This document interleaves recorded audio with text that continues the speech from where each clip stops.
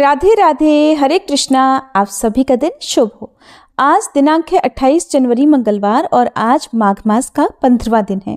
और आज माघ मास महात्म्य की आगे की कथा सुनाने से पहले आपको सुनाते हैं राधा रानी की एक बहुत ही सुंदर और अद्भुत कथा, जिसे सुनने के बाद मेरा तो ऐसा विश्वास है कि आपके मन में श्री राधा जी के प्रति भक्ति, प्रेम, आस्था या फिर वात्सल्य और भी बढ़ जाएगा। अगर ऐसा होगा तो मुझे जरूर बताइएगा। एक बार की बात है, श्यामानंद जी वृंदावन जी के बहुत बड़े रसिक संत हुए हैं, जो कि रसिक मुरारी जी के गुरुदेव भी थे। वे नित्य सेवा कुंज में, जहाँ प्रिया प्रियतम नित्य विहार करते हैं, वहां पर झाड़ू लगाया करते थे। झाड़ू को सोहनी भी कहते हैं। तो वो सोहनी लगाते समय बड़े ध्यान से, बड़े गौर से एक एक लता के नीचे देखा करते कि कहीं कोई चरण चिन्ह तो नहीं है, क्योंकि कभी कभी उनको प्रियालाल के चरण चिन्हों के दर्शन हो जाते थे, तो वो बड़े भाव में निमग्न हो जाया करते। प्रियालाल के चरणों में जो चिन्ह हैं, वो उन्हें देखकर पहचान लेते कि ये तो उनके ही चरण चिन्ह हैं।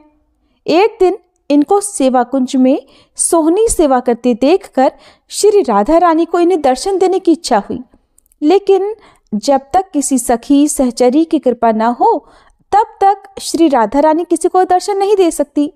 इसीलिए तो इच्छा होने पर भी श्री राधा रानी सीधा दर्शन नहीं देती, उन्हें अपनी किसी सहचरी की या सखी की आवश्यकता पड़ती ही है।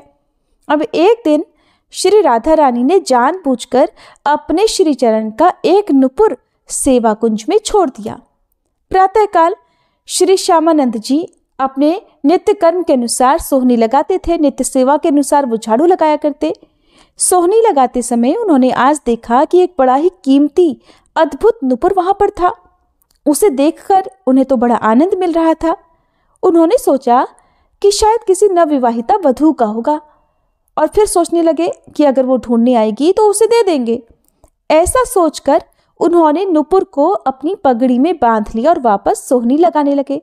अब श्री राधा जीओ जो कण-कण में विराजमान हैं, जो संसार की सारी लीलाओं को खुद ही रचती हैं, जो सारे दृश्य को स्वयं देखती हैं, तो जब उन्होंने देखा तो श्री राधा जी ने श्री ललिता जी से कहा कि ये मंगला के आभूषण संभाल कर रखो। ललिता जी श्री राधा रानी की सबसे प्रिय सखियों में से एक है। तो ललिता जी ने कहा, प्यारी जू, आपके एक श्रीचरण का नुपुर तो इसमें है ही नहीं। श्री राधा रानी ने जानबूझकर उसे गिराया था, क्योंकि श्यामानंद जी पर किसी सखी की कृपा होना बाकी था। इसलिए श्री राधा रानी ने ललिता जी से कहा, जाओ जरा देखो तो सेवा कुंज में किसी लता के नीचे तो नहीं गिर गया। अब ललिता जी ने खोज प्रारंभ की तो देखा कि श्री श्यामानंद जी सोहनी लगा रहे हैं और राधा राधा नाम जप रहे हैं। ललिता जी ने विचार किया कि मैं अपने स्वरूप में जाकर इनसे नुपुर मांगूंगी तो अच्छा नहीं रहेगा। इसलिए वो एक साधारण वेश में गई और कहने लगी, बाबा बाबा, यह सोहनी लगाते हुए आपको कोई नुपुर तो नहीं मिला? अगर मिला हो तो मुझे दे दीजिए। ललिता जी साधारण वेश में गई हुई थी।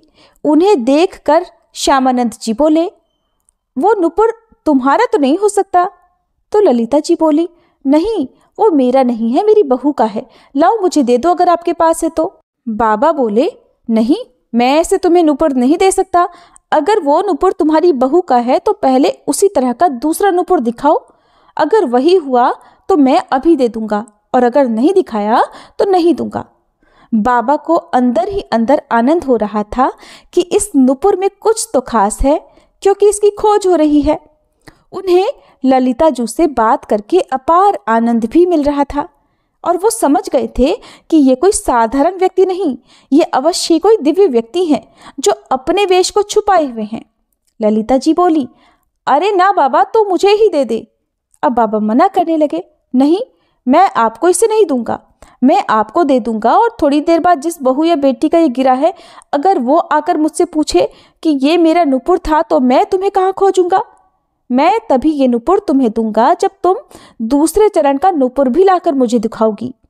अब तो ललिता जी ने बहुत हठ किया, लेकिन बाबा ने उन्हें नुपुर नहीं दिया। अब आकर ललिता जी ने श्री राधा जी से बात की तो श्री जी ने कहा, सखी, अब तो लगता है मुझे ही जाना होगा, क्योंकि बाबा बहुत जिद्दी हैं। और देखो, ये रोज मेरी कुंज की सोहनी सेवा करते हैं, चलो आज चलकर इन्हें निहाल करते हैं।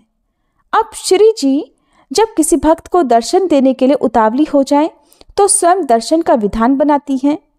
सहज स्वभाव परयो नवल किशोरी जू को मृदुता दयालुता कृपालुता की राशि हैं।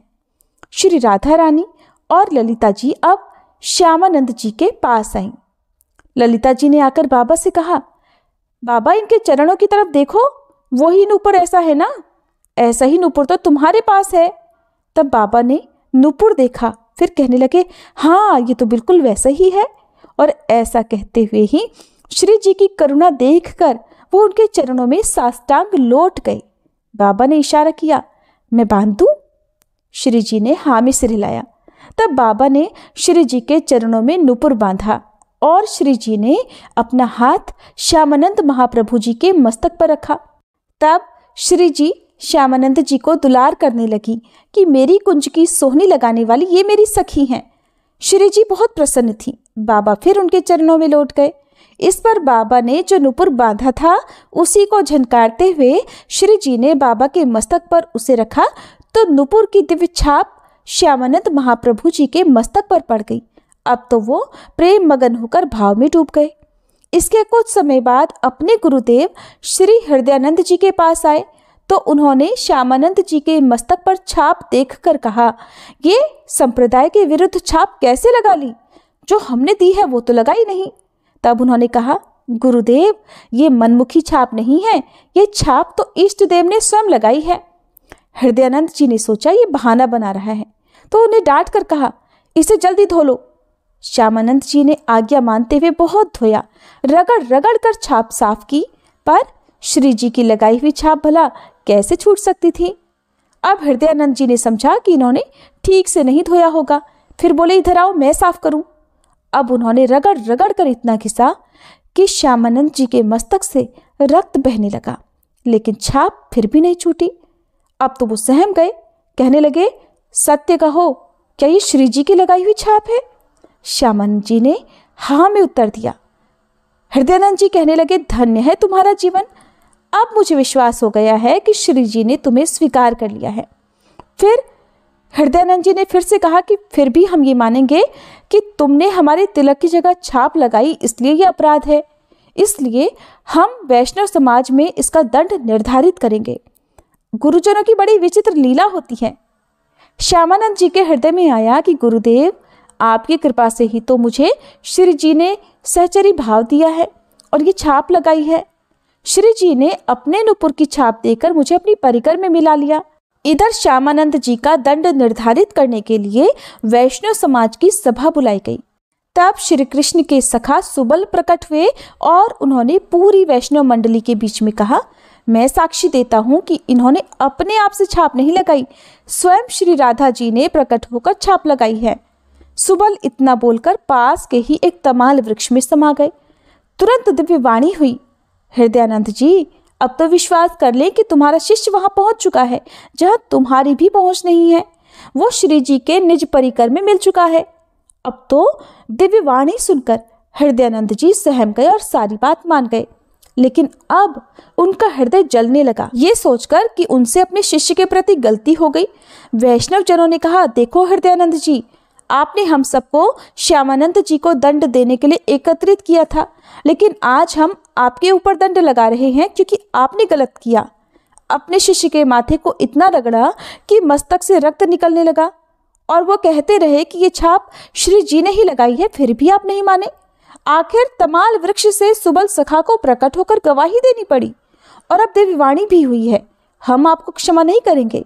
इसके प्रायश्चित के लिए आप 12 दिनों तक संतों का भंडारा करवाएं और अखंड कीर्तन और भगवत चर्चा करवाएं, यही आपका दंड है।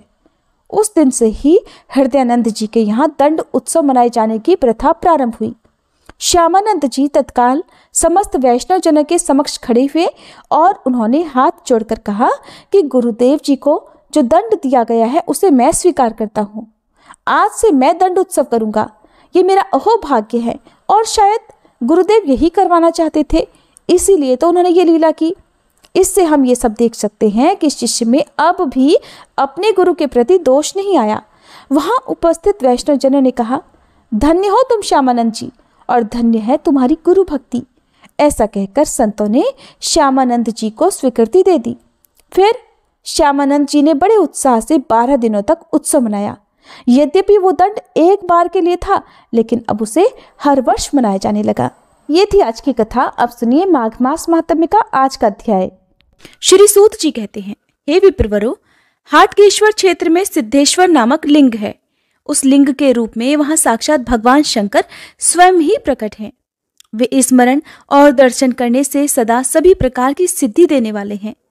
जो मनुष्य पवित्र भाव से भक्ति पूर्वक उन सिद्धेश्वर का दर्शन या स्पर्श करता है, वह दुर्लभ मनोरथ को भी शीघ्र प्राप्त कर लेता है। उस क्षेत्र में पहले स्पर्श और दर्शन करने से सैकड़ों पुरुष सिद्धि को प्राप्त हो चुके हैं और कितने ही मनुष्य केवल प्रणाम करने से ही सिद्धि के भागी हुए हैं। श्री सूत जी कहते हैं कि पूर्व काल में जब मैं पिता के घर में रहता था, मेरे सामने ही एक दिन वहां महातेजस्वी वत्स मुनि पधारे। उस समय उनका दर्शन करके मेरे पिताजी ने भक्ति भाव से उन्हें प्रणाम किया और अर्घ्य देकर विनय पूर्वक पूछा, हे विप्रवर, आपका स्वागत है। आप कहाँ से आए हैं? मेरे लिए यथोचित सेवा के निमित्त कोई आज्ञा हो तो दीजिए। वत्स जी कहने लगे, सूत, मैं तुम्हारे आश्रम पर चातुर्मास्य व्रत करना चाहता हूं। अगर तुम मेरी सेवा करो तो मैं यही चौमासा कर सकूं। लोमहर्षण जी ने कहा, हे ब्राह्मण, मैं निसंदेह आपकी आज्ञा का पालन करूंगा। फिर ऐसा कहकर मेरे पिताजी मुझसे बोले कि वत्स, तुम्हें प्रतिदिन इन महर्षि की सेवा करनी चाहिए। तब मैं विनीत भाव से उनकी सेवा टहल के सभी कार्य करने लग गया। वे रात में मुझे विचित्र विचित्र कथाएं सुनाया करते थे। एक समय कथा के अंत में मैंने पूछा कि भगवान, समुद्र सहित संपूर्ण धरातल को आपने थोड़ी ही अवस्था में कैसे देख लिया? जिन द्वीप, समुद्र और पर्वतों की चर्चा आपने की है, वहां तक तो मनुष्य मन के द्वारा भी कभी किसी प्रकार नहीं जा सकते। हे मुनीश्वर, ये किसी तपस्या का प्रभाव है या फिर मंत्र का पराक्रम है जिससे आपने संपूर्ण भूतल को देख लिया है? वत्स मुनि ने हंसकर कहा, ये तुमने ठीक समझा है। मेरे मंत्र का ही ऐसा पराक्रम है। मैं प्रतिदिन भगवान शिव के समीप षडक्षर मंत्र अर्थात ओम नमः शिवाय मंत्र का 8000 जप करता हूं। इससे तीनों काल मेरी युवावस्था सदा स्थिर रहती है। मुझे भूत और भविष्य का ज्ञान है और मेरा जीवन सदा सुखमय बना रहता है। मेरी आयु लाखों वर्षों की हो गई है, फिर भी अभी प्रथम अवस्था अर्थात किशोरावस्था की ही दिखाई देती है। एक समय मेरी पत्नी की मृत्यु हो जाने पर जब मैं उसके लिए शोक कर रहा था, तब मेरे सुहृदों ने मुझसे कहा कि अरे भैया, तुम शोक क्यों कर रहे हो? एक न एक दिन तो हम सभी की मृत्यु होने वाली है, इसके लिए रोना क्या है? तुमने अपनी पत्नी को पहले से नहीं देखा था, वह अदर्शन से ही तुम्हें प्राप्त हुई थी और अब पुनः अदर्शनावस्था को ही चली गई है। न वह तुम्हारी थी न तुम उसके, फिर व्यर्थ शोक क्यों करते हो? किसी का किसी के साथ एक स्थान पर सदा निवास नहीं होता। अपने शरीर के साथ भी मनुष्य सदा नहीं रह सकता। फिर इस शरीर से अलग जो दूसरे लोग हैं, उनके साथ भला सदा के लिए कैसे रहा जा सकता है? जो मरे हुए संबंधी, खोई हुई वस्तु और बीती हुई बातों के लिए शोक करता है, वह दुख से दुख उठाता है। इस प्रकार वे सभी सुहृद मुझे समझा बुझाकर घर ले आए।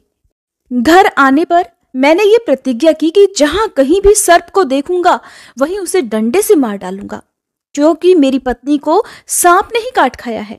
ऐसा निश्चय करके एक समय मैं घूमता हुआ चमत्कारपुर में पहुंच गया। वहां एक कुंड से निकलकर पड़े हुए विशाल जल सर्प को देखा। देखते ही उसे मारने के लिए मैंने अपना डंडा उठाया। तब वह सांप कहने लगा कि भाई, पहले मेरी बात सुन लो, फिर तुम्हें जो सही लगे वो कर लेना। ब्राह्मण, वे सर्प दूसरे ही होते हैं जो मनुष्यों को काटते हैं। हम तो पानी में रहने वाले सांप हैं। हमारा केवल रूप ही सांप का होता है, लेकिन हम में विष नहीं होता। लेकिन उस पानी वाले सांप के ऐसा कहने पर भी मैंने उस पर डंडे का प्रहार कर ही दिया और उस डंडे का स्पर्श होते ही वह एक तेजस्वी महापुरुष के रूप में बदल गया। इस आश्चर्य को देखकर मैंने उस महापुरुष से प्रणाम करके कहा कि प्रभु, मेरा अपराध क्षमा कीजिए, आप कौन हैं? तब वे प्रसन्न होकर मुझसे बोले कि मेरा वृतांत सुनो। मैं पहले राजा चमत्कार के बनवाए हुए उत्तम नगर में एक ब्राह्मण था। वहां भगवान सिद्धेश्वर जी का एक उत्तम शिवालय है। किसी समय वहां यात्रा का महोत्सव था। उस अवसर पर बहुत से ऋषि मुनि वहां पधारे हुए थे और देवाधिदेव महेश्वर को प्रणाम करके वे उनके सम्मुख बैठ गए। फिर आपस में कथा वार्ता करने लगे।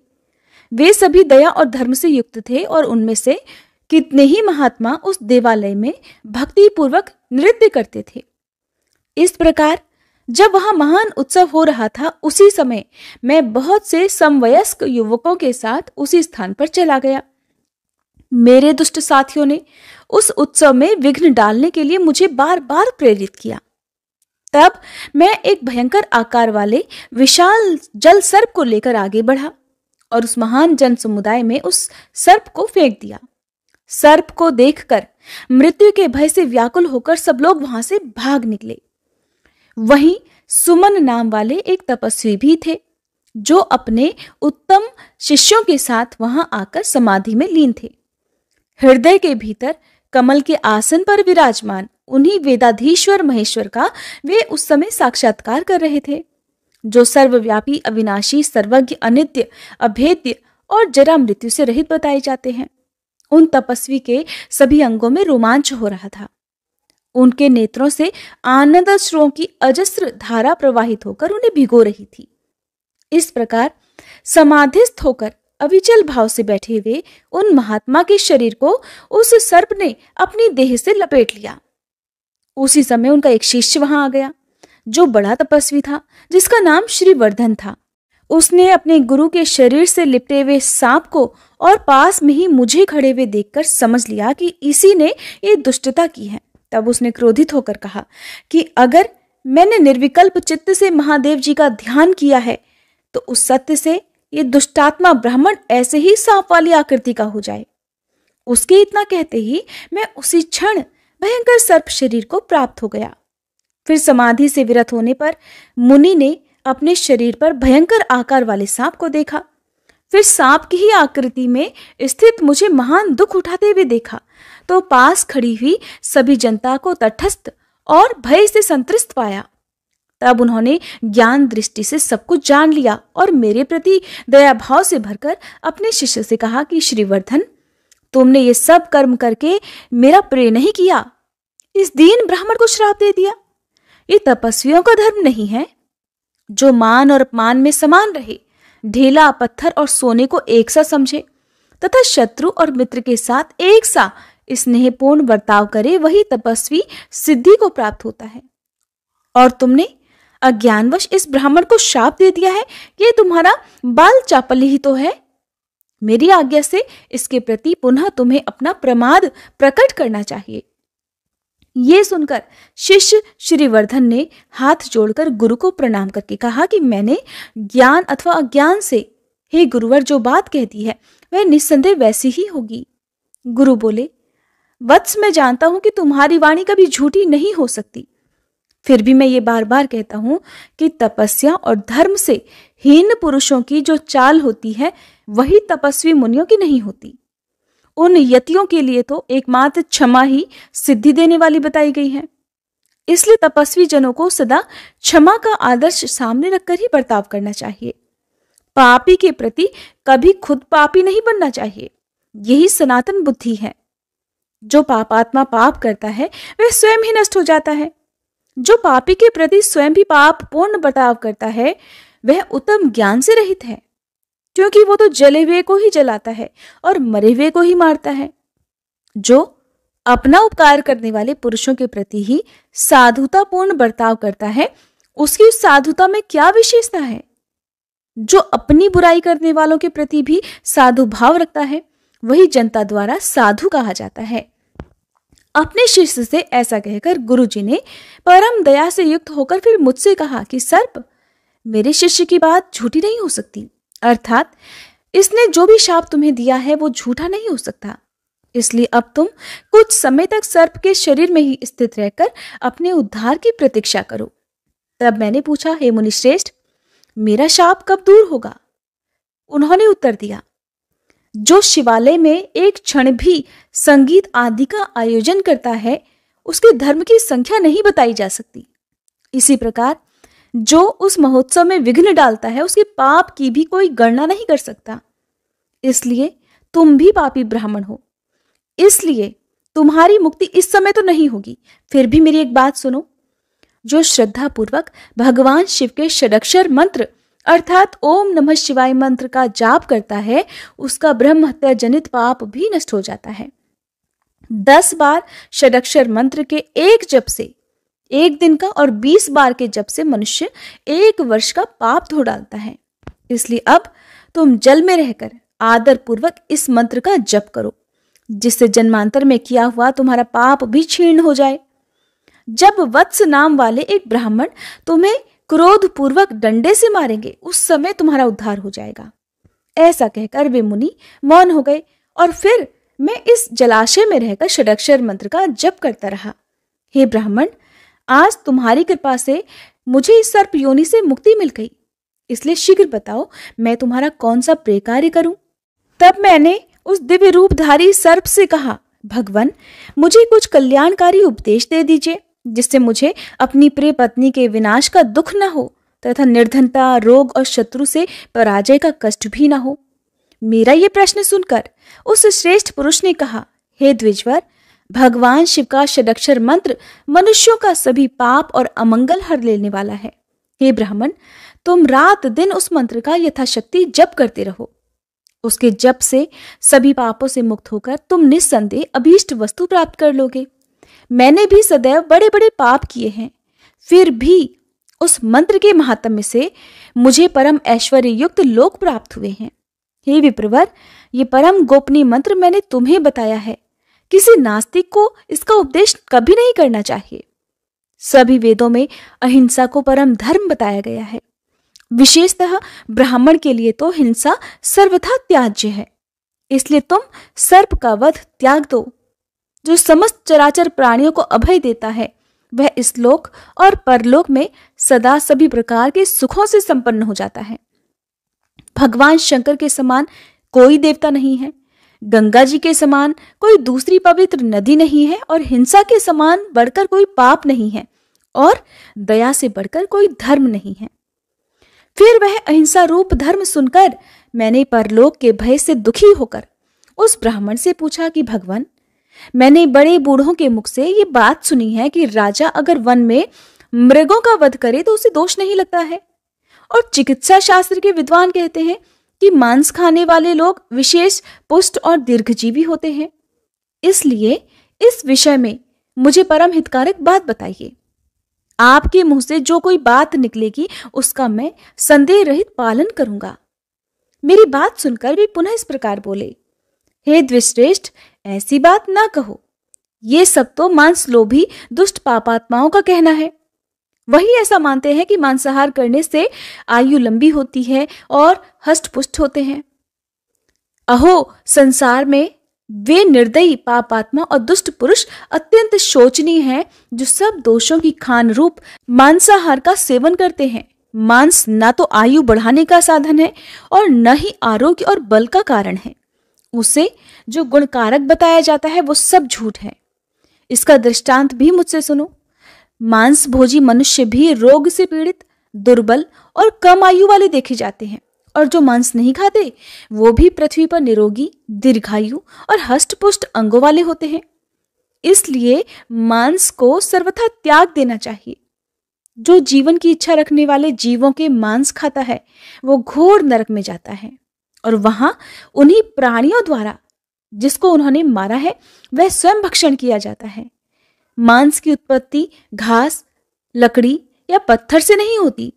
किसी जीव की हिंसा करने पर ही मांस मिलता है, इसलिए उसका सर्वथा त्याग कर देना चाहिए। विद्वान पुरुषों को उचित है कि वे सब जीवों को अपने ही समान देखें और पूरी शक्ति लगाकर उनकी रक्षा करें, ना कि उन्हें मारें। जो जीवों को मारता है या जो मारने की अनुमति देता है और उसे काट काट कर अलग करता है, फिर जो खरीदता है, जो बेचता है और जो उसे पकाकर तैयार करता है, या जो उसे परोसता है और जो खाने वाला है, ये 8 प्रकार के व्यक्ति घातक अर्थात हिंसक माने गए हैं। खरीदने वाला व्यक्ति धन से मारता है, खाने वाला खाने के द्वारा हत्या करता है, और घातक वध और बंधन के द्वारा मारता है। इस प्रकार जीवों का 3 तरह से वध होता है। जो मन, वाणी और कर्म द्वारा किसी भी जीव की हिंसा नहीं करता, वह जरा मृत्यु से रहित परम धाम को प्राप्त होता है। शाक, मूल और फल का भोजन करने वाला ब्रह्मचर्य परायण पुरुष भी अगर हिंसा कर्म में लीन है तो उसे अपने नियम और व्रत का कोई फल नहीं मिलता। एक मनुष्य 100 से भी अधिक वर्षों तक बड़ी भारी तपस्या कर लेता है और दूसरा दया से प्रेरित होकर केवल अहिंसा व्रत का पालन करता है, तो इन दोनों में जो दयालु पुरुष है वही श्रेष्ठ है। जो मनुष्य दया धर्म से युक्त है वह जिस जिस वस्तु की कामना करता है, दुर्लभ होने पर भी उसे वह अवश्य ही प्राप्त हो जाती है। ऐसा कहकर वे महात्मा पुरुष मेरे देखते ही देखते उत्तम विमान पर आरूढ़ होकर स्वर्गलोक को चले गए। महामते, षडक्षर मंत्र के महात्म्य से गंधर्व लोग उनका यशोगान और किन्नर स्तुति करते थे। उन महात्मा के चले जाने पर फिर मैंने भक्ति पूर्वक शिव मंत्र की दीक्षा ग्रहण की और तीनों संध्याओं में अर्थात सुबह, दोपहर और शाम को श्रद्धा युक्त होकर भगवान सिद्धेश्वर के समीप बैठकर मैं प्रतिदिन 10,000 मंत्र का जप करने लगा। इसी से मेरी युवावस्था स्थिर हो गई है और मुझे लोकांतरों का ज्ञान और आकाश गमन की शक्ति भी प्राप्त हो गई है। द्वापर युग का अंत होने पर मैं सिद्धेश्वर जी का दर्शन करूंगा और सदा शिवलोक को प्राप्त होऊंगा। ये मैंने सत्य बात बतलाई है। हे सूतनंदन, मैंने यह मोक्षदायक षडक्षर मंत्र का महात्म्य तुम्हें सुनाया है। जो मनुष्य उत्तम श्रद्धा से युक्त होकर इसका सदा श्रवण करेगा, वह जन्म से लेकर मृत्यु तक के समस्त पापों से मुक्त हो जाएगा। महाभाग, तुम भी इस मंत्र का सदा जप किया करो। श्री सूत जी कहते हैं, महर्षियों, इस प्रकार पहले सद्गुरु के मुख से सुना हुआ यह षडाक्षर महात्म्य मैंने तुम्हारे सामने कहा है। हरे कृष्णा। आज के अध्याय में बस इतना ही। इसके आगे का वृतांत आप सभी अगले अध्याय में जरूर सुनिएगा।